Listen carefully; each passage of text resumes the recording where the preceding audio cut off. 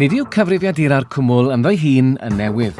Mae gwasanaethau e-bost megis Google Mail a Hotmail yn defnyddio gwasanaeth cwmwl.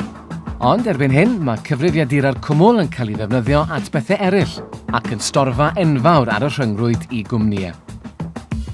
Bod y cwmwl yn ffordd wych i gwmnïau gael cymaint ag ym nhw eisiau o le storio ac i fanteisio ar weithio'n hyblyg a hynny'n gymharol rad, fe ddylai busnesau sy'n defnyddio gwasanaethau'r cwmwl wneud yn siŵr ei bod yn gwneud hynny'n ddiogel.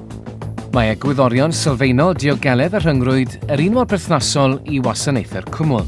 Mae'n rhaid cael enwau defnyddwyr a chyfrineiriau i allu mynd ar y cwmwl fel arfer, a gofyn i gyfrineiriau bod yn gryf ac yn anarferol. Hefyd, fe ddylai data sy'n cael ei gadw yn y cwmwl gael ei amgryptio.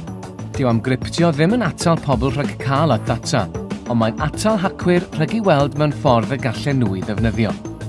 I wneud yn siŵr fod y broses o fewn gyfnodi'n fwy diogel, dylai busnesau ddefnyddio dilysiad 2 ffactor. Hynny yw, bydd yn rhaid i bawb sy'n mewn gyfnodi fod ag adnabyddiaeth hollol unigryw nad oes neb ond nhw'n ei wybod.